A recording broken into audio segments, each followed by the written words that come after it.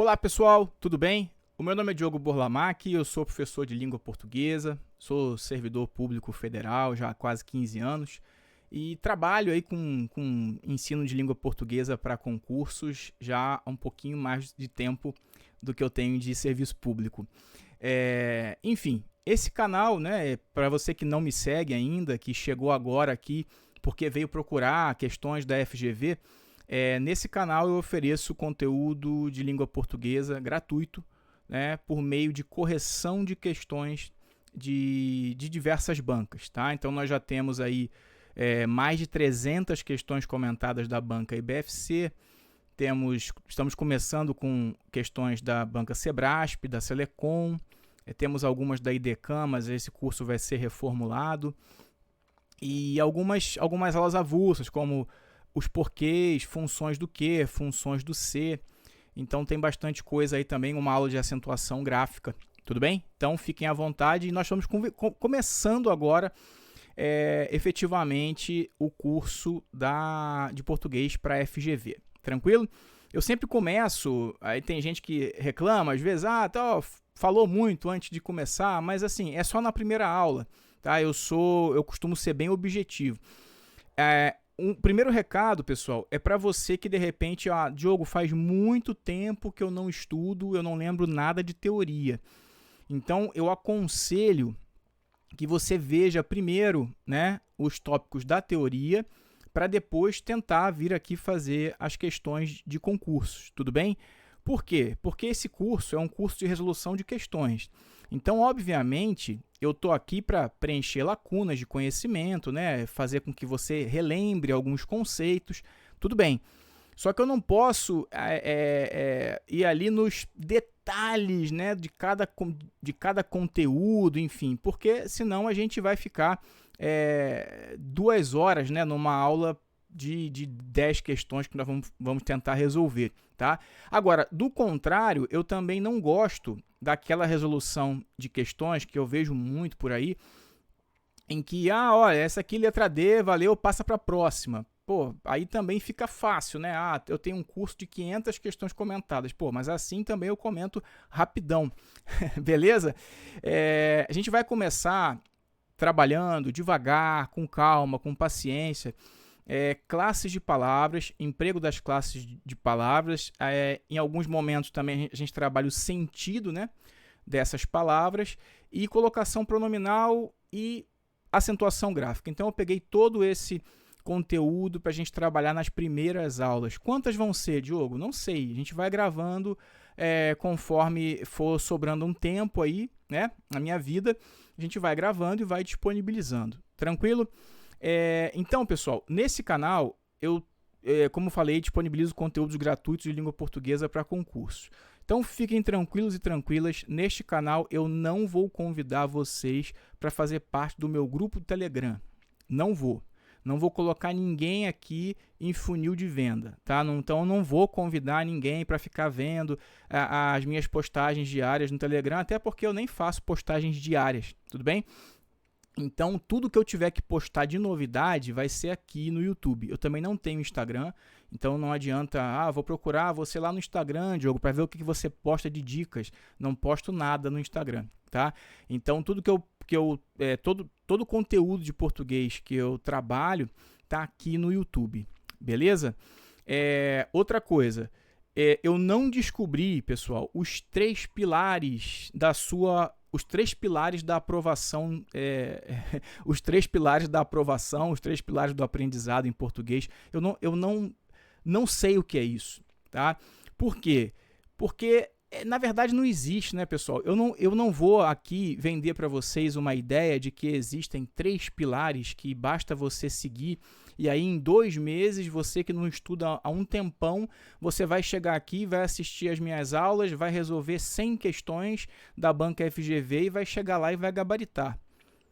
Não é assim que funciona, tá? Quem faz isso geralmente é o filho da vizinha. O filho da vizinha, geralmente, ele estudou 6 meses só e conseguiu passar num concursão, né? Mas nós, que somos réis mortais, não damos conta de fazer isso. Então, é com paciência, é com calma, é revendo teoria, fazendo questões, fazendo provas, né? A gente faz a prova de um concurso, toma fumo, volta para estudar, faz outra prova. Num dado dia você passa, né? E às vezes você começa a passar num montão, você consegue até escolher, tá? Então não descobri 3 pilares da aprovação. Os pilares da aprovação, pessoal, são pilares que eu já sei há muitos anos. Ou seja, dedicação, persistência, bunda na cadeira, né? Bons materiais, bons professores ou professoras. É assim que funciona, tá? E também não vou vender para vocês que esse aqui é o melhor curso de português que vocês vão encontrar aqui no YouTube, né? Ah, não, é porque se você não passou até agora é porque você está estudando errado. Então você vem comigo que eu vou te ensinar a estudar certo. Não, não. A primeira coisa, eu não estou aqui para te ensinar a estudar, né? Cada um tem seu método de estudo, tá? Eu dou uns bizus, eu procuro direcionar, às vezes, a forma mais fácil de você resolver questões de língua portuguesa. Acabou, tá? Às vezes de redação oficial. Agora, passou daí, já não é minha área, eu não me meto, tá? É você que, de repente, vai ter que ver aí a forma, né? A forma que você acha mais interessante para estudar, tudo bem? Então, se não passou até agora é porque está estudando errado. Não necessariamente, né? Tem muita gente que estuda muito sério, né? Há muito tempo e não conseguiu aprovação até agora, mas em breve vai conseguir. E é assim, algumas pessoas demoram um pouquinho mais, outras um pouco menos, tá? Então, aqui no meu canal nós não trabalhamos com milagres, tá? Aqui a gente trabalha com seriedade. Eu procuro fazer isso aqui de uma forma um pouco leve, tá? Muita gente acha português bem pesado, né? A gramática da língua portuguesa é bem pesada. Então eu procuro trabalhar de uma forma leve para que a gente consiga passar pelas 10 questões aí em cada aula que a gente fizer numa boa, com tranquilidade e principalmente entendendo os conceitos. Tranquilo, pessoal? Então, falar disso aí, tá? Prometo que essa vai ser a única aula em que eu vou falar muito no início e tal, porque eu costumo ser bem objetivo, tá? Então vamos lá, a gente vai aqui direto para a tela para ver a nossa primeira questão, que são questões atualizadas, tá? Então vamos trabalhar com questões super atualizadas. Eventualmente a gente vai para questões, eu acho que até 2019, né? 2018, a gente ainda tem questões atualizadas, né? Acho que a partir daí para trás, não sei se compensa muito, tá? Agora, dependendo do assunto, se é um assunto que não mudou e a gente está vendo que a FGV continua cobrando da mesma forma, aí dá para a gente fazer numa boa, tá bom? Mas, a princípio, questões super atualizadas aí 2024, eventualmente 2023. Vamos lá, pessoal. Vamos entender como é que a FGV cobra os conceitos aí de gramática normativa da língua portuguesa. As frases a seguir mostram uma forma sublinhada composta de não mais verbo. É isso aí. Então, questão típica da FGV, tá? Eu tenho formas sublinhadas aqui, né, com o advérbio de negação não, seguido do verbo, tá? Então, em todas aqui, né, não avançasse, não dispunha, não aceitou, não abriu e não gastar. Substituindo essa forma por um só verbo, então o que ele quer fazer, pessoal? Ele quer substituir essa forma não mais verbo por um só verbo e com sentido equivalente, tá? Então, tem que ser um sentido equivalente. E aí vai ter uma opção que está inadequada, tudo bem? Assinale a opção inadequada, ou seja, aquela que não faz o menor sentido. Tranquilo? Vamos lá, pessoal. As nações europeias pediram que o exército russo não avançasse em seus propósitos. Pensa comigo. Aí ele colocou aqui recuasse, né? No sentido de retroceder, se a gente for usar recuar no sentido de retroceder, não vai caber muito aqui, né? Porque pensa bem, não avançar não é necessariamente retroceder. Você pode não avançar e ficar parado, ou seja, você desistir de fazer aquilo que você ia fazer, não é isso? E é justamente nessa segunda acepção aqui que a gente vai encontrar um sentido equivalente, né? Então, a gente poderia pensar que, olha, vamos supor que você estivesse estudando há muito tempo para carreiras policiais, aí do nada você vai fazer uma prova de auditor, né? Então, assim, você está misturando as coisas. Aí eu falo para você assim, olha, não faz isso não, recua. Né? Mas assim, recua no sentido de, renuncia a essa prova aí, mantém o foco onde você estava. Tá? Então, nesse sentido de renunciar, recuar no sentido de não fazer algo, é sim equivalente. Tá? Então, essa aqui tá certa. Diogo, mas eu fiquei na dúvida, eu achei que não tá legal. Pessoal, aí é o seguinte, questões de múltipla escolha, às vezes a gente tem que marcar, e isso acontece com certa frequência, às vezes a gente tem que marcar a mais correta, a menos errada, a mais completa, a menos incompleta. Tá? Então, o que a gente faz? Não tem jeito, tem que analisar todas. Tá? E a gente vai ver que vai ter sempre uma resposta que vai ficar muito, muito óbvia. Né? Então, tudo bem, de repente a letra A não ficou muito legal, mas vai ter uma resposta que você vai falar, cara, essa aqui não tem como não marcar. Tudo bem? Vamos lá. O autor declarou que não dispunha de tempo para escrever os demais capítulos da novela. Se você não dispõe, você carece de alguma coisa. Né? Então, essa aqui está certa. Ele quer a errada. Não aceitou a oferta pelo carro por considerá-la baixa. Então, se ele não aceitou, ele recusou, né? Muito fácil essa aqui. Não abriu a sua casa para evitar a curiosidade do público. Fechou. Essa aqui está errada, pessoal. Porque pensa bem, né? Essa aqui, seguindo a mesma lógica que a gente seguiu na letra A, mas na letra A com o verbo no sentido, o verbo recuar no sentido de retroceder. Pensa bem, se você está trancado dentro da sua casa, a porta está fechada, e aí eu estou falando que você não abriu a porta, você não abriu uma porta que já estava fechada, não é isso? Então, não abrir não quer dizer fechar. Não abrir é só o ato de não abrir a porta que já está fechada. Tá? Então, não faz o menor sentido trocar não abrir por fechar. Então, a incorreta é a letra D, a resposta. Letra E, por sua idade avançada, preferia não gastar dinheiro. Ora, se você não gasta dinheiro, você economiza, né? Muito tranquilo. Então, preferia economizar dinheiro. Essa que seria a ideia. Tá? Então, a questão de número 1, nós temos a resposta letra D. Maravilha, pessoal? Vamos lá, a gente segue aqui para a próxima questão. Questão de número 2, fala assim para nós. Assinale a opção em que a preposição sublinhada tem valor nocional, ou seja, não é exigida por nenhum termo anterior. Pessoal, a gente tem que ter em mente que as preposições elas podem ter esse valor nocional ou elas podem ter um valor relacional, ok? Quando elas têm um valor relacional, pessoal, elas são demandadas por um termo anterior. Então, assim, vai ter, por exemplo, um verbo, ok? Ou um nome. E aqui no nome a gente entende substantivo, adjetivo ou advérbio, tá? Então, a gente vai ter um verbo ou um nome exigindo um complemento com preposição, geralmente, tá certo? Mas, às vezes, também a gente tem o agente da passiva, ok? A gente vai ter também, às vezes, o agente da passiva. Deixa eu botar ele para cá, para vocês não confundirem. Deixa eu só apagar aqui. A gente vai botar essa seta lá para frente. Por quê? Eu quero que você entenda o seguinte. Você pode ter um verbo ou um nome, né? Se for o verbo, na verdade eu vou falar assim, ó. Geralmente pode aparecer aqui com o verbo, pessoal, o quê? Um objeto indireto. Não é isso? Que geralmente vem preposicionado, né?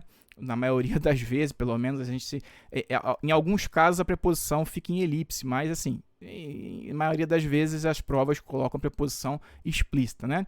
A gente vai ter também o agente da passiva, né, que a gente vai ter uma locução verbal de voz passiva, ela vai exigir aí essa preposição.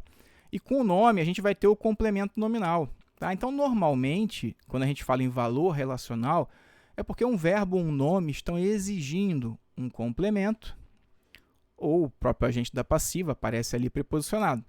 E essa preposição com valor relacional, ela é esvaziada de sentido, ela está ali como um mero conectivo. Ela está ali porque ela faz parte desses termos aqui, ok? Ela não vai ter um sentido, uma noção. Na verdade, o verbo e o nome, né, eles estão demandando, né, um complemento ou o agente da passiva aí, com preposição. Tranquilo?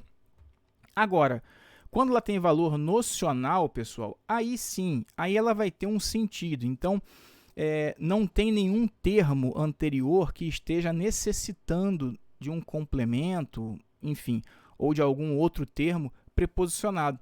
Ela vai aparecer para quê, Diogo? Para denotar um sentido de posse, de lugar, de causa, de condição, de concessão, de companhia, de instrumento, tá? Então a preposição vai aparecer, né, nesses casos aqui, normalmente como os adjuntos, né?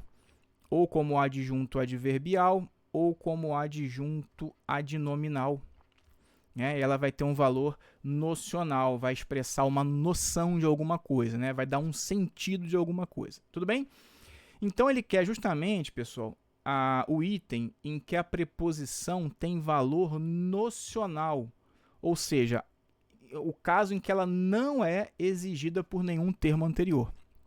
Porque quando ela é exigida por um termo anterior, ela tem valor relacional. Então vamos lá. O homem honrado representa seu papel o melhor possível, sem se preocupar com a alegria. Né? Quem se preocupa, pessoal, se preocupa com algo ou com alguém. Então, aqui eu tenho o verbo transitivo e indireto. Então, vejam que o verbo está demandando um complemento com a preposição. Tá? Então, esse termo que está aqui preposicionado, na verdade, é o objeto indireto. Essa preposição tem valor o quê? Relacional. Por quê? O verbo demanda um complemento, tá? Do qual essa preposição faz parte. Beleza? Vamos lá. B. Homens há que fogem de alguns trabalhos, mas caem em outros maiores. Pessoal, quem foge, foge de algum lugar. Não é isso? Então, quem foge, foge de algum lugar. Eu vou seguir aqui o professor Celso Pedro Luft, ok? Vou dizer aqui o verbo fugir, o verbo transitivo e indireto.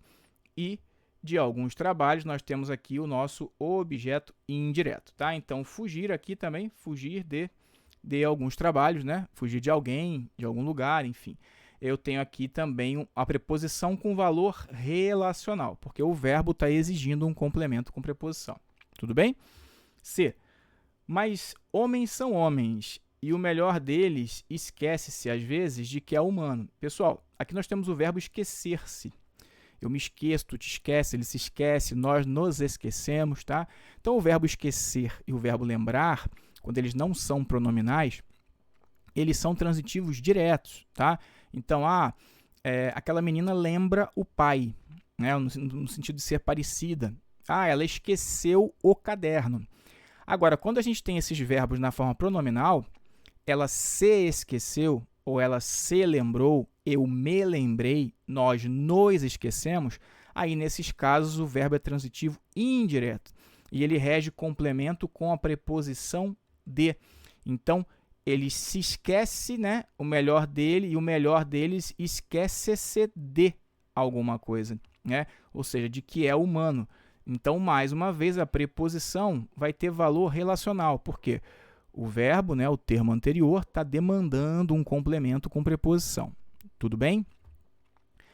Veja bem, letra D. Os relógios de ouro são mais valiosos, mesmo quando estão escangalhados. Pessoal, a palavra relógios, que é um substantivo, ela está exigindo um complemento? Não. Diogo, mas quem tem relógio de. Não, né? Não faz sentido. A palavra relógios não está exigindo, né, nenhum termo aqui. Não tem. Então, não há uma situação de regência aqui. Quando a gente fala que o relógio é de ouro, vejam que esse termo de ouro, ele está fazendo o quê? Ele está, na verdade, especificando, né, o quê? O material de que é feito o relógio. Né? Então, está especificando. Ou seja, é um tipo de relógio, está caracterizando. Na verdade, esse de ouro aqui, pessoal, é um adjunto adnominal. É uma característica do núcleo relógios. Tá? Então, vejam que não é essa. Nesse caso aqui, ela tem sim valor nocional e não é exigida por um termo anterior. Tá? Só para tirar a prova dos 9, vamos ver a letra E. A necessidade de dinheiro. Necessidade é nome, é substantivo. Mas quando você fala necessidade, você fala necessidade de. Né? Ou seja, de dinheiro é um complemento de um substantivo. E o complemento do nome, quem é, pessoal? é o complemento nominal, tá? Então, aqui também eu tenho um valor relacional da preposição, porque o nome está exigindo um complemento preposicionado. Maravilha? Então, tá aí uma questão muito boa, né, para a gente rever alguns conceitos. Questão super interessante que a FGV trouxe. Vamos lá, pessoal. A questão 3 fala assim para nós. A preposição por, essa aqui cai bastante em prova, apresenta diferentes valores semânticos. Tá, o sentido, né? Assinale a frase em que o valor semântico dessa preposição está corretamente indicado. Então, o que acontece aqui, pessoal? Em questões como essa, a gente vai ter, inclusive, a FGV colocando aqui, porque, veja bem, se ela está pedindo o valor semântico, o que você consegue tirar daqui? Que, na verdade, ele está querendo trabalhar a preposição com valor nocional. Não é isso?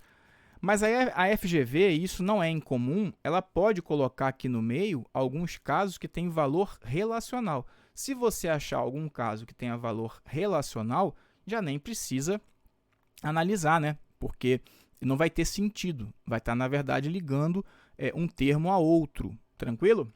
Então, vamos lá. Daria todas as minhas posses por uma fração de tempo. Então, quando ele fala, pessoal, daria todas as minhas posses por uma fração de tempo, vejam que aqui nenhum termo está exigindo a preposição por, né? Mas, quando a gente fala assim, daria as minhas posses por uma fração de tempo, é só você pegar esse termo que está aqui e colocar aqui, pessoal. Tudo bem? E olha, faz todo sentido, né? Daria todas as minhas posses em troca de uma fração de tempo. Essa aqui realmente está com cara de ser a resposta. Eu vou colocar aqui, vou deixar quietinho aí, né? Vamos ver as demais, tá? Mas está perfeita, a letra A está perfeita. Vamos ver a B. A história, olha só, a história é escrita por pessoas imparciais. Veja bem, a história é escrita por. Então, essa locução verbal de voz passiva aqui está ligando, né? Está se ligando aqui a quem? Ao agente da passiva. Então, vejam que aqui eu tenho um agente da passiva. Ó, pessoa, é só colocar na voz ativa para tirar a prova dos 9. Ó. Pessoas imparciais escrevem a história, né? Deu certo. Então, na verdade, aqui não tem nada de valor nocional. Aqui é um agente da passiva, é um valor relacional. Tudo bem? C. Deixe que os outros elogiem os tempos antigos. Eu estou muito feliz por ter nascido agora. Pessoal, aí ele fala que é condição. Pensa bem, se eu falo para você assim, você me diz, pô, Diogo, você volta aqui daqui a um tempo, já vem estudando, tal, volta aqui daqui a uns 3 meses e fala, pô, Diogo, fiz a prova, já vim estudando aí tem um tempão, tem 1 ano mais ou menos, 1 ano e pouquinho, vim aqui, fiz essas questões como reta final, passei. Aí eu posso dizer para você o quê? Nossa, eu estou feliz por você ter passado. Eu estou feliz pela sua conquista. Então, quando a gente fala que está muito feliz por ter nascido agora, eu tenho uma ideia, na verdade, de causa, né? Eu estou feliz por causa, né? Porque, que dá a ideia de causa, ou já que, visto que, né? Já que nasci agora, essa que seria a ideia, tá? Então, é o valor de causa, não de condição. Maravilha? Então, essa aqui está errada. D. O show foi cancelado quando, por umas 50 pessoas já estavam no estádio. Uma frase esquisita, né? Mas vamos lá. Ó, o show foi cancelado quando, por umas 50 pessoas já estavam no estádio. O que você pode pensar aqui, pessoal? Que o show foi cancelado quando já tinha aproximadamente 50 pessoas no estádio. Não é isso? Então, na verdade, não é a ideia de relação a. Ok? A gente pode pensar aqui numa aproximação, né? Ou seja, aproximadamente 50 pessoas. Tudo bem? E letra E. A realização do comício está por uma autorização do secretário municipal. Ó, é o caso de eu te perguntar, por que o comício não foi autorizado ainda? Aí você fala assim, porque está lá pendente, né? Essa realização, ela está lá pendente por uma autorização do secretário. Ou seja, quando a gente fala que alguma coisa está por uma autorização, é porque ela está dependendo de uma autorização. Então, é uma noção de dependência, pessoal, e não ao lado de, ok? Questão errada. Então, realmente, gabarito, questão 3, letra A. Tudo bem? Maravilha? Vamos lá para a questão número 4. Fala assim para nós. Assinale a opção em que a proposta de substituição do termo sublinhado por um verbo de valor equivalente foi feita de forma adequada. Vamos lá. O vento fez renascer o fogo. Ó, quando a gente fala, pô, o fogo estava quase apagando, Diogo. Aí ventou e o fogo renasceu. É a mesma ideia de que ventou e o fogo reacendeu. É equivalente, né? Para mim, bem bom, né? O vento reacendeu o fogo, tá? Obviamente, você não vai sair marcando na hora da prova e pular para a próxima. Você vai ler todas, né? Vamos lá. A freada do veículo a fez cair. E aí, pessoal, ela propôs desmoronar, tá? Aqui, na verdade, né, se a gente tivesse assim, a fez cair, a fez, sei lá, tropeçar, né, a fez tombar, se fosse até mais ou menos. Agora, desmoronar fica muito forte, né? Desmoronar, a gente geralmente usa para alguma estrutura, né? Então, uma estrutura desmoronou. Ou com valor metafórico, né? Ou com sentido figurado, denotativo. Que você fala, nossa, o Joãozinho passou no concurso, ele desmoronou de tanto que ele chorou. Aí, nesse caso, tudo bem. Mas aqui não, desmoronar não fica legal, tá certo? C. Dedicar-se integralmente ao trabalho, ele diz que é prender-se. Pessoal, prender-se não é lá o mais adequado, né? Até porque quando você se dedica a alguma coisa, não necessariamente você está preso a essa coisa, né? Na verdade, a gente tem muito mais uma ideia de comprometimento, né? Ou seja, comprometer-se com o trabalho, né? Comprometer-se com o trabalho ficaria melhor, tá? Do que prender-se, né? Então aqui está errado também. Pagar totalmente as prestações do carro. Isso aqui é fácil, né, pessoal? Pagar não é renovar, pagar é quitar, né? Ok? Então, errado. E os lobos queriam destruir completamente, afundar. Não. Quando você fala que você vai destruir completamente, pessoal, você vai o quê? Você vai arrasar, né? Tem o conceito de terra arrasada, né? Ou você vai aniquilar. Eu vou aniquilar a propriedade, meu inimigo, enfim. Tá? Então aqui está errado também. E a gente fica mais uma vez com a letra A de resposta. Vejam que essas questões, né, são questões, não considero questões difíceis, mas são questões diferentes, né, de algumas bancas que são muito assim, que eu chamo de gramatiqueiras, né? Coloca ali a gramática, você sabe a regrinha, ponto final. A FGV sempre te faz pensar um pouco mais, né? Você gasta sempre um pouquinho mais de tempo ali na questão e tem que ser assim, com calma, tá bom? Vamos lá. E aí, claro, com o tempo que você vai fazendo as questões, você vai pegando, né, as manias da banca ali, a forma dela cobrar, e daqui a pouco você está fazendo as questões de forma mais rápida. Vamos lá. 5. Assinale a frase em que o termo sublinhado foi convenientemente substituído por uma só palavra, formada com a ajuda de um prefixo. Então, lembrando, né, para quem não lembra esse conceito de prefixo, nós temos um processo de formação de palavras na língua portuguesa chamado derivação prefixal. Ou seja, a gente vai ter um radical de uma palavra. O que é o radical, Diogo? O radical é a parte da palavra ali que diz a qual família essa palavra pertence. Tá? É a parte principal que dá o sentido dessa palavra.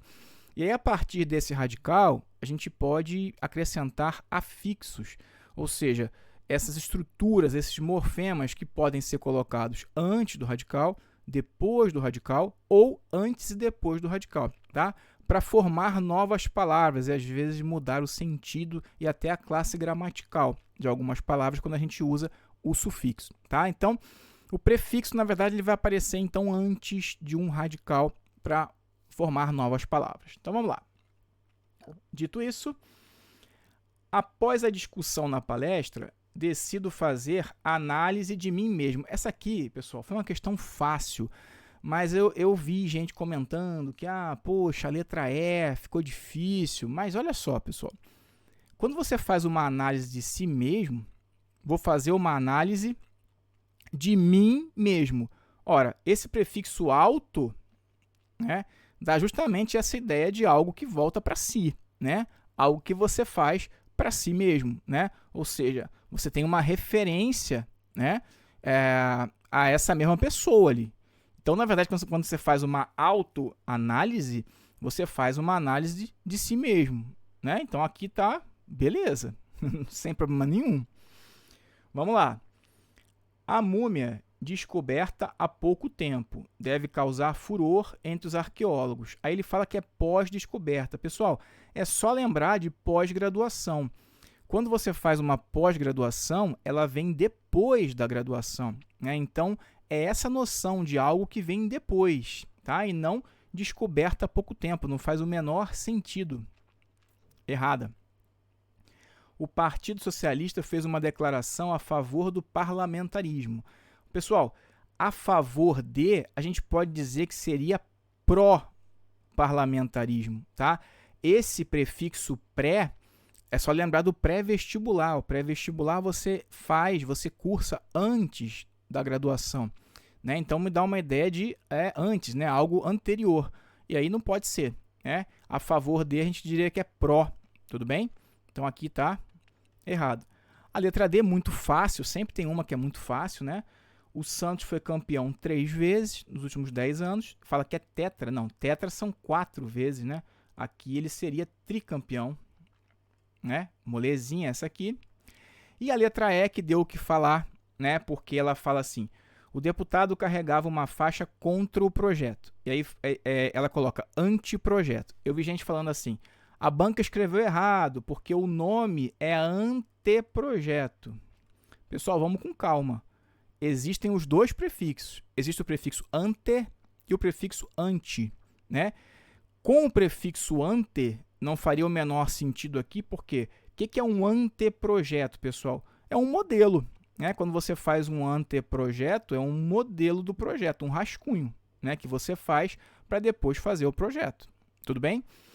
E quando você tem o prefixo ante, você tem justamente, na maioria das vezes, obviamente, né, a noção de contrário mesmo, né, de algo que é contra. Tudo bem. Só que veja, pessoal, aqui nesse contexto, falar que anteprojeto ele é contra o projeto não faz sentido, porque a gente acaba extrapolando, né? A gente acaba extrapolando o sentido de discordância. Percebam? Que se você tem uma faixa contra o projeto, você discorda do projeto. Essa que seria a ideia. Tá? Então, aqui a ideia seria mais de que esse anteprojeto é um projeto contraditório. É um projeto que se opõe, assim, é um projeto oposto, na verdade. Tá? Mas ele extrapola essa ideia de discordar. Tá? É um projeto totalmente diferente. É um projeto contraditório a esse projeto que foi apresentado. Seria mais ou menos essa a ideia, tá? Eu confesso que foi essa letra E está bem espinhosa, né, da gente resolver, mas assim, aqui na letra A não temos dúvida, né? Pô, a autoanálise é analisar a si mesmo. Aí fica muito de boa, muito tranquilo de resolver.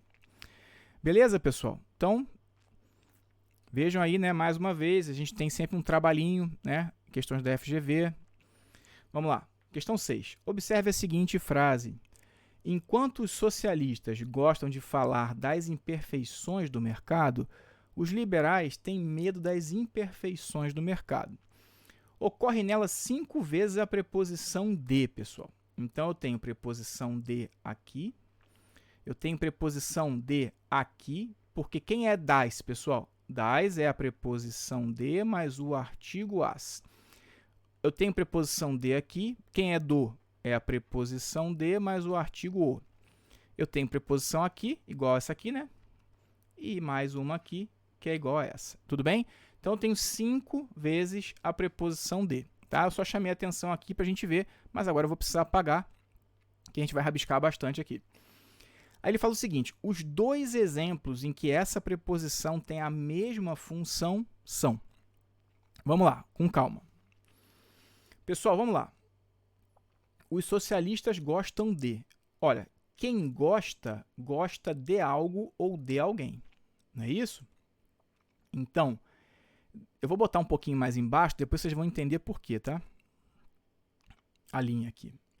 Então, de falar das imperfeições seria o nosso objeto indireto. Tudo bem? Maravilha? Então, de falar das imperfeições, tudão aqui, né? A gente poderia falar que é o objeto indireto. Claro, a questão vai dizer que é só o de falar. Tudo bem também, tá? Porque, na verdade, a gente vai ter aqui... Olha só, dá um zoom nesse objeto indireto aqui, pessoal. O que ele tem dentro dele? Verbo, né? Então, ele seria um objeto indireto oracional. Quando o objeto indireto é oracional, a gente pode analisar os termos que fazem parte dele mesmo, porque se ele é uma oração, eu consigo analisar essa oração. Tá? Então, vejam que a banca acabou trazendo só com o de falar, sem problema nenhum. A gente já vai até completar aqui. Ó. De falar é objeto indireto.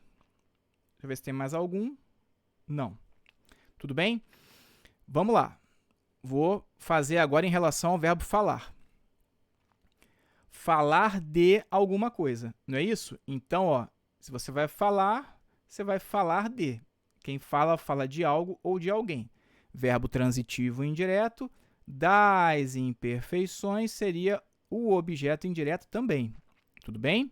Porque agora eu estou analisando só essa oração aqui que está dentro do objeto indireto maior. Então, a gente já vê aqui, ó, das imperfeições, objeto indireto. Vou botar aqui, objeto indireto e objeto indireto. Vocês vão ver a importância de não ficar... Diogo, já tem a resposta, pula para a próxima. Na FGV não dá para fazer isso não, pessoal.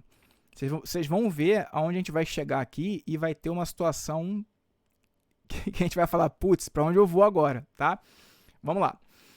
Quando a gente fala, pessoal, que imperfeições do mercado, vejam que do mercado está caracterizando imperfeições, não é isso? Ou seja, são imperfeições dele, do mercado, né? Então, a gente está especificando, são imperfeições do mercado. Esse aqui é o nosso adjunto adnominal, né? Especifica, qualifica, restringe um nome, tá? Então, do mercado, adjunto adnominal. Tudo bem? E agora, vou botar mais outra cor aqui, que a gente tem medo das imperfeições. Ora, quem tem medo de alguma coisa ou de alguém. Então, agora, medo está regendo um complemento, pessoal. Então, quem é das imperfeições? Das imperfeições é complemento nominal. Tudo bem? Nesse segundo aqui, né?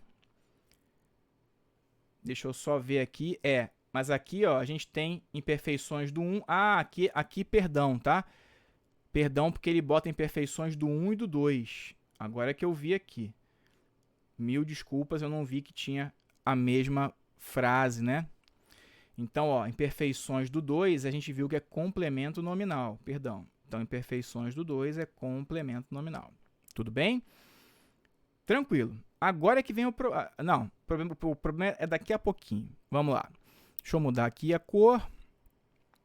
E agora, de novo, ó, são imperfeições de quem? Do governo. Então, mais uma vez, né, esse termo aqui ele está especificando imperfeições e a gente tem o nosso adjunto adnominal. E aqui, adjunto adnominal, adjunto adnominal. Agora você vai olhar e vai falar assim, Diogo, a gente tem resposta na letra D e na letra A. E o que acontece? O que acontece, pessoal, é que a banca aqui, ela acabou não seguindo, né, por exemplo, o professor Celso Pedro Luft, que diz que falar é verbo transitivo indireto e acompanhado do seu objeto indireto. A banca aqui seguiu as orientações do professor Evanildo Bechara, que vai dizer que nesse contexto aqui, falar é um verbo intransitivo.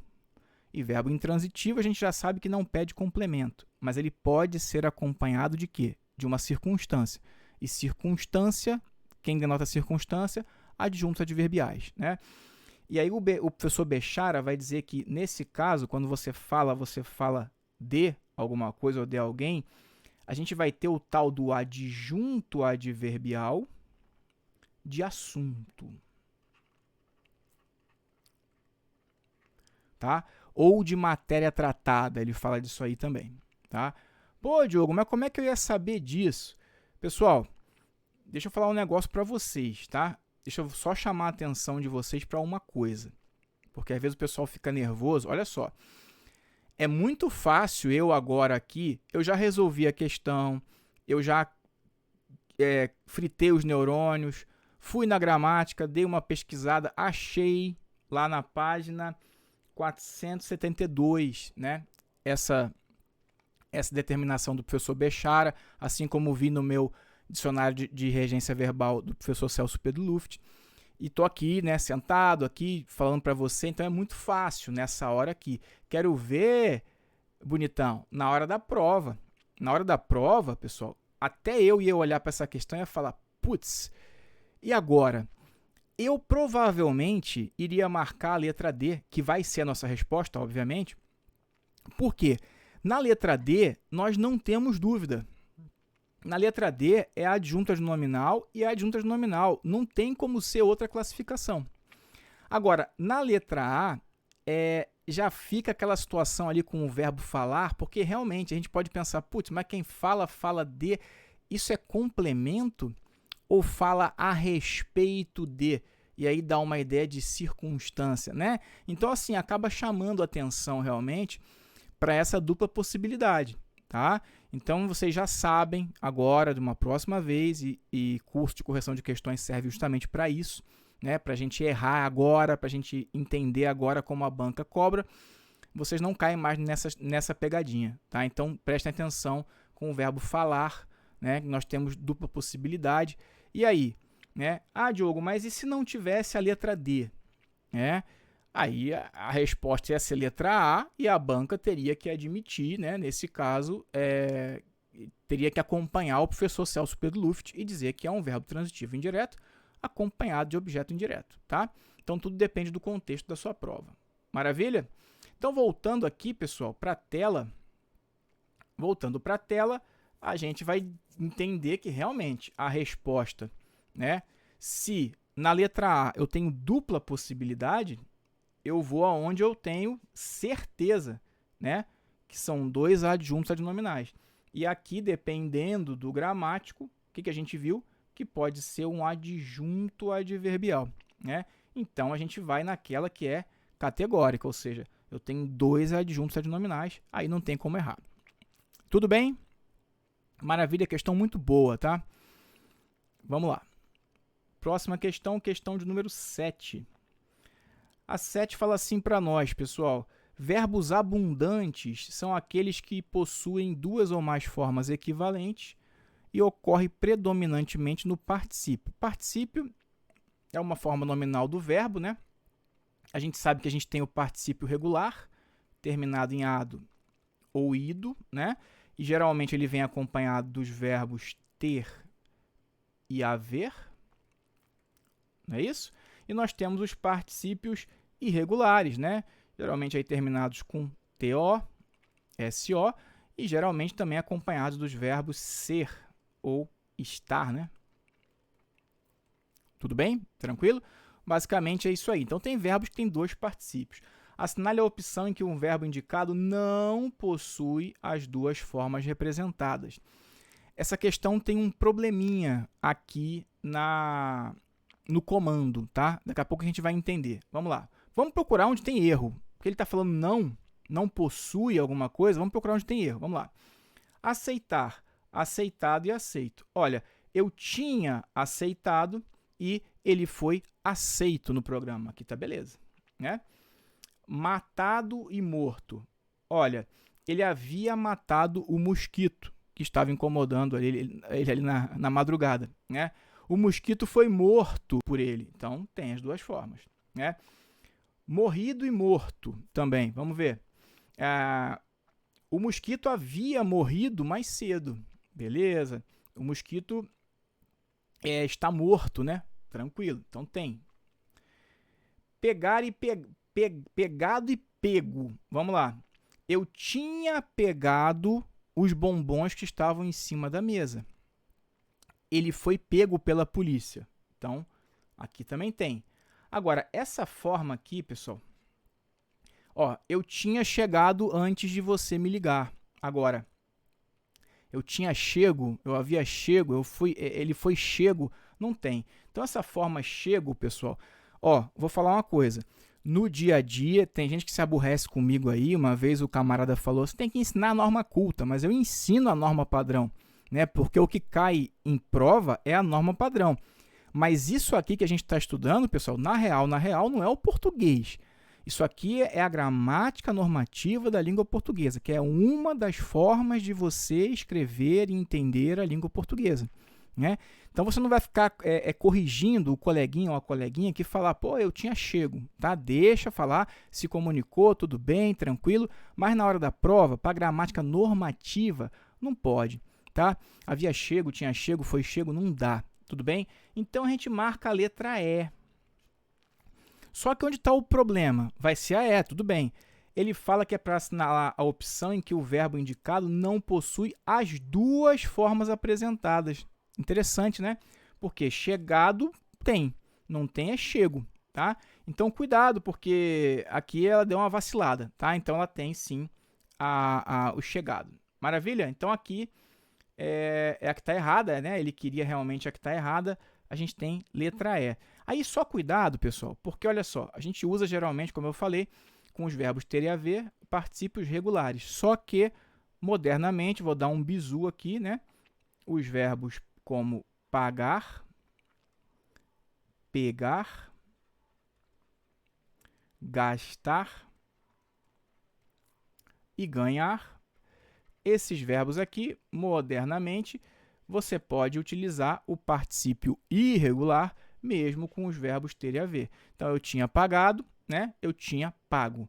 Eu tinha pegado, eu tinha pego. Eu havia gastado, eu havia gasto. Eu havia ganhado, eu havia ganho. Então, está valendo as duas possibilidades. Tudo bem? Tranquilo? Vamos lá, vamos para a questão 8, que é uma questão super interessante, que traz para a gente um conceito que geralmente a FGV costuma trabalhar mais. Outras bancas mais tradicionais não costumam trabalhar grau, né? Então, assinale a frase que exemplifica corretamente um adjetivo no grau superlativo absoluto. Pessoal, eu tinha falado, né, no início da aula que aqui a gente não vai ficar trabalhando lá detalhes da teoria, mas aqui eu preciso que você se lembre de algumas coisas, tá? Nós temos dois graus principais do adjetivo. Nós temos o grau comparativo, ok? E nós temos o grau superlativo. Superlativo. Até aqui tudo bem? São dois graus principais, tá? O grau comparativo, pessoal, ele vai estabelecer, obviamente, uma comparação entre dois ou mais seres. Então, você vai comparar A com B. Pode ser um objeto, pode ser um ser, uma pessoa, uma coisa, tá? Vai comparar A com B. Então, o grau comparativo, ele pode ser de igualdade, né? Essa fruta é tão doce quanto aquela. Ele pode ser de superioridade,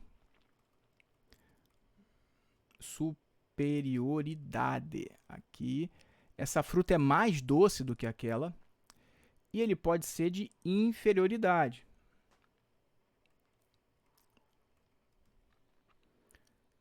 Inferioridade.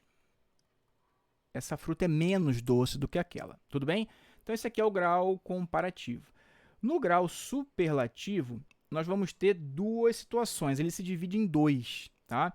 Então, nós temos um superlativo que a gente diz que é relativo, e nós temos um superlativo que a gente diz que é absoluto.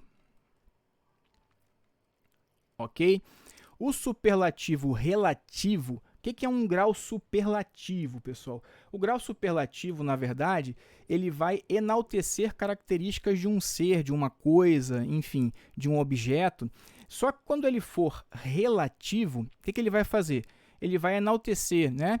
Ele vai estabelecer essa característica eu estou falando enaltecer com sentido, pode ser inferioridade ou superioridade, tá? Mas assim, ele vai chamar a atenção, né, para uma característica, ele vai intensificar uma característica de um ser, de um objeto, enfim, e vai relacionar com um grupo, tá? Um grupo do qual geralmente ele faz parte, tudo bem? Em relação a outras pessoas, a outras coisas, a outros objetos.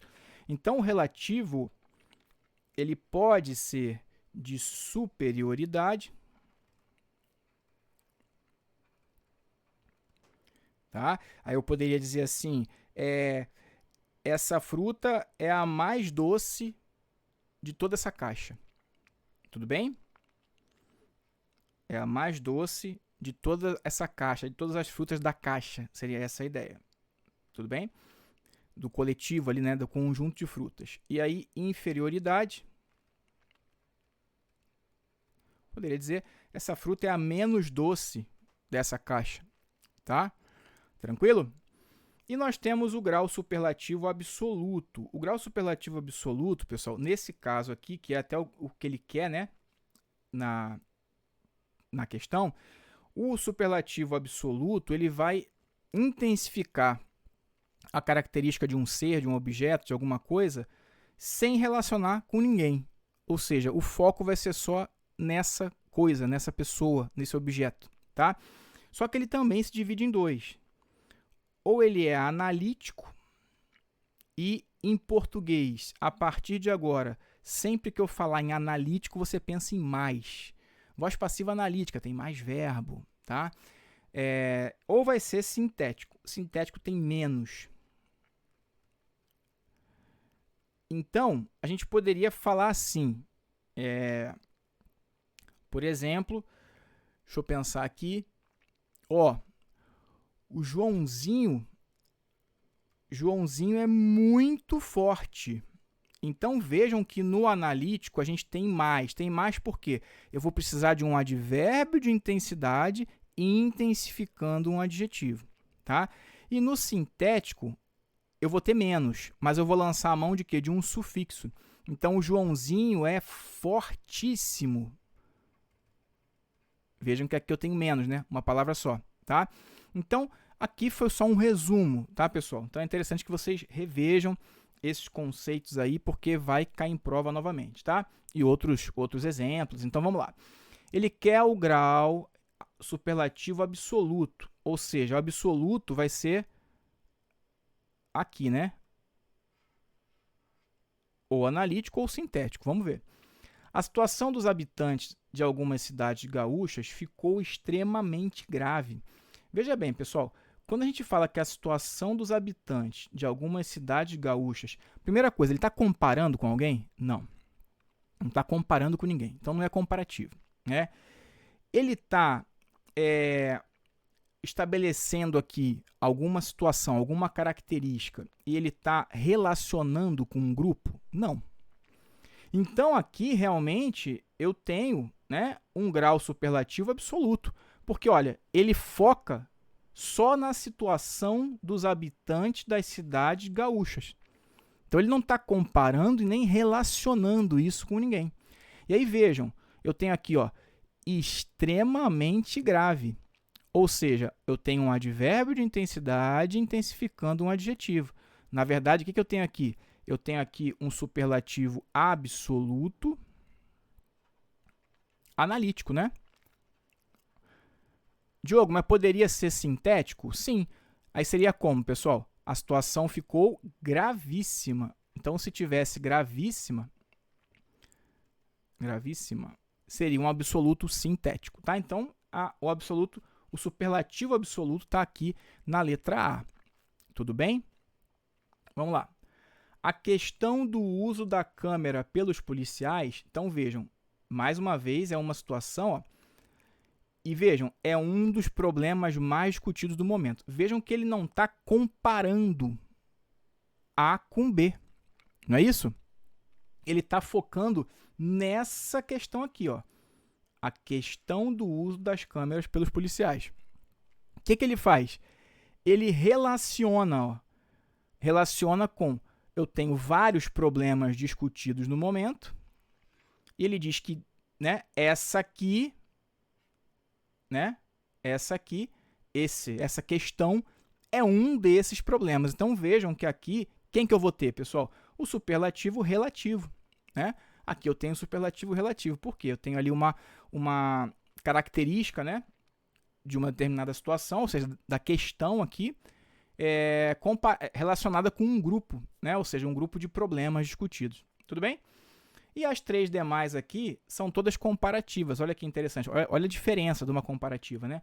O problema da educação no Brasil talvez seja mais grave que o problema de saúde. Então, eu estou comparando o problema A com o problema B.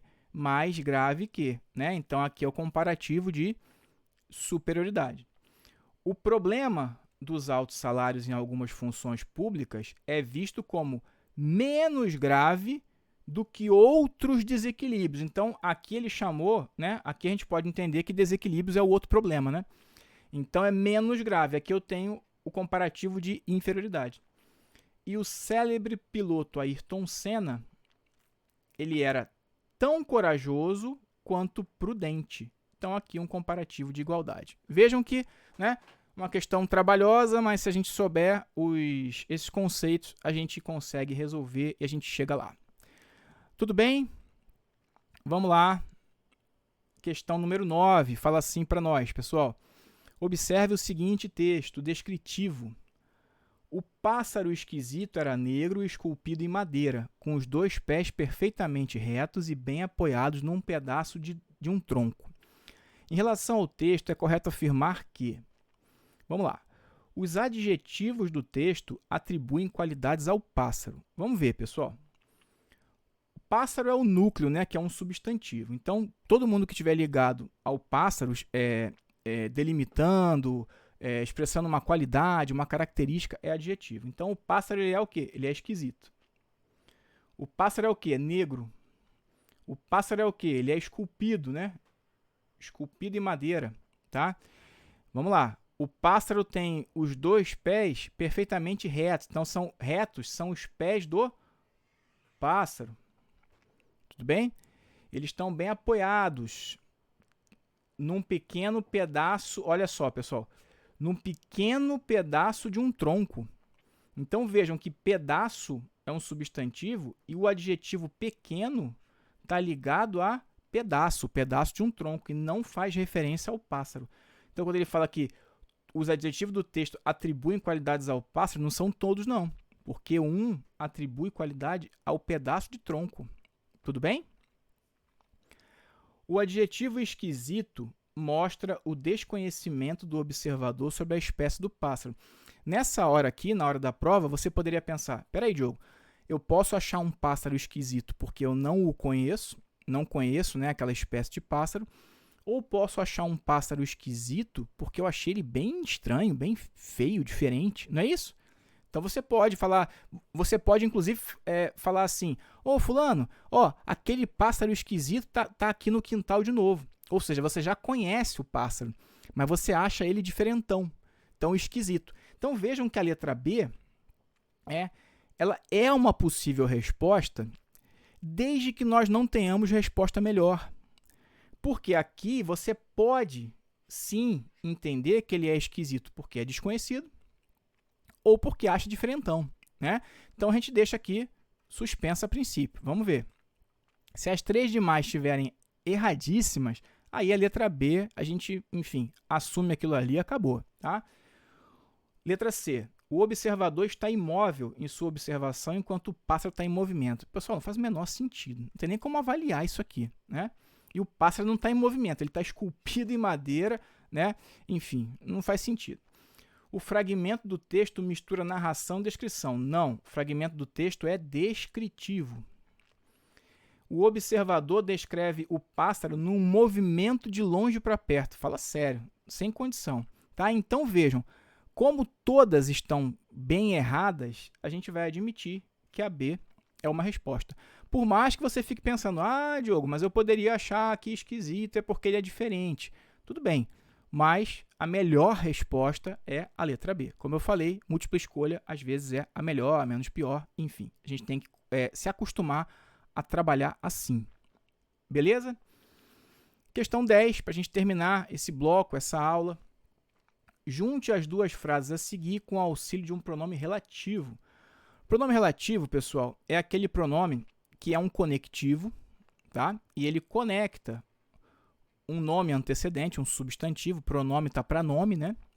E relaciona com uma frase que vem depois, né? O pronome relativo, na verdade, ele inicia também orações subordinadas adjetivas, né? É importante que a gente se lembre disso. Ele serve para quê? Ele serve para evitar repetições desnecessárias de uma mesma palavra, de um mesmo sintagma, tá? Então, ó, li o novo romance de Ariano Suassuna. Comprei o novo romance de Ariano Suassuna na livraria do shopping. Então, na verdade, eu quero evitar a repetição de o novo romance de Ariano Suassuna. Tá? Eu vou trocar isso aqui por um pronome relativo. Então, é isso aqui que não pode ser repetido. E esse pronome relativo que ele vai propor aqui tem que fazer referência a isso aqui.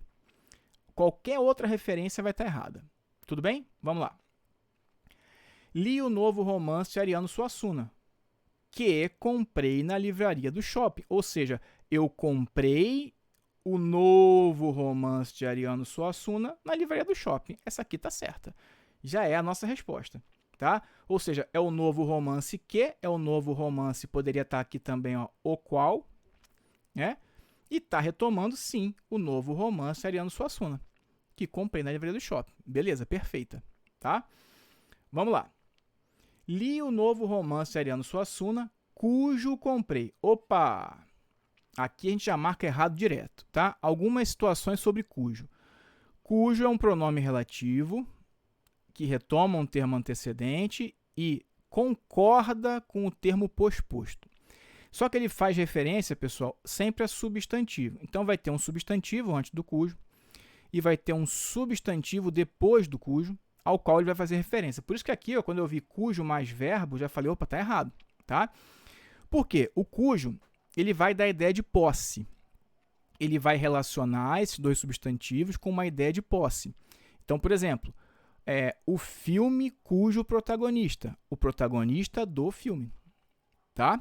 Então, o cachorro cuja pata, a pata do cachorro. Essa que é a ideia. Diogo, mas eu poderia ter adjetivos aqui, ó. Poderia, pessoal. Nada impede que eu tenha um adjetivo aqui, inclusive até um aqui também, que tem os dois, tá? A referência continua sendo aos substantivos e o adjetivo não atrapalha. Olha só. Eu tinha falado o filme cujo protagonista, né? Então, o incrível filme cujo talentoso protagonista, e aí segue a frase, né? O talentoso protagonista do incrível filme. Tudo bem? Então, dá para fazer sim, tá? Então, pode ter adjetivo. Agora, ele ligado a verbo não tem condição. Mais uma coisinha sobre cujo, tá, pessoal? O cujo, ele tem variações. Como eu falei, ele vai concordar com o termo que vem depois dele, vem posposto. E a gente vai, cujo carro, cuja bolsa, cujos carros, cujas bolsas, tá? Então, ele pode variar. Agora, cujo o, cuja a, cujos os, cujas as, isso aqui está erradíssimo, tá? Não pode colocar artigo depois de cujo. Tudo bem? C. Na livraria do shopping, onde? Onde é um advérbio relativo, mas que as bancas, né, as gramáticas tratam como pronome relativo, tudo bem, sem problema nenhum, que só se refere a lugar, pessoal.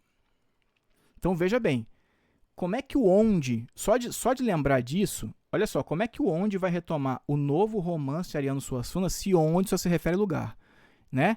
Já é um bom sinal para você pensar, opa, alguma coisa está errada. A C não pode ser, né? Onde retoma lugar. A gente está querendo a retomada de novo romance de Ariano Suassuna. E veja bem, ó, na livraria do shopping, onde? Vejam que, inclusive, esse onde retoma justamente a livraria do shopping, porque é o papel dele, retomar lugar, né? Na livraria do shopping, onde comprei o novo romance de Ariano Suassuna, eu o li, tá? Então, esse onde faz referência à livraria do shopping mesmo, tá? Tá errado. De novo, onde, tá? Não poderia ser, né? Li o novo romance de Ariano Suassuna, onde o comprei na livraria do shopping. Essa aqui tá horrível, né? Não faz o menor sentido, tá? Li o novo romance, comprado na livraria do shopping, a qual é de Ariano Suassuna. Esse a qual, pessoal, tá retomando livraria do shopping. E ainda fala que a livraria é do Ariano Suassuna. Erradíssimo, tá? Então a gente fica realmente... É questão 10, é letra A, que é a resposta. A gente fica por aqui, né? Eu agradeço se você ficou até aqui. Espero que você tenha gostado da aula. Espero que eu tenha contribuído de alguma forma para você relembrar conceitos, aprender algumas coisas novas. Se você gostou da aula, você tem uma forma de me ajudar. Você vai dizer assim, tá vendo? Ele falou e agora ele vai pedir alguma coisa. Vou pedir que você siga o canal, que você deixe um comentário, que você compartilhe, que você deixe um like, deixe um coração, enfim. Isso aí faz com que o algoritmo do YouTube entenda que o nosso canal aqui é importante e eu, dessa forma, consigo continuar produzindo conteúdos gratuitos para vocês que estão estudando para concursos públicos, tudo bem? Eu sempre peço que vocês deixem aí, né? Eu gosto de saber até onde os meus vídeos estão indo. Eu sempre peço para que deixe aí, tá, Diogo, estou vendo aqui do Rio de Janeiro, né, meu conterrâneo. Estou vendo aqui de São Paulo, estou vendo aqui de Mossoró, Rio Grande do Norte, Porto Velho, Rondônia, tá? Então deixa aí, se você quiser, deixa um like, compartilhe, comentários, sempre bem-vindos. Tudo bem? Um abraço, tudo de bom, até a próxima. Tchau!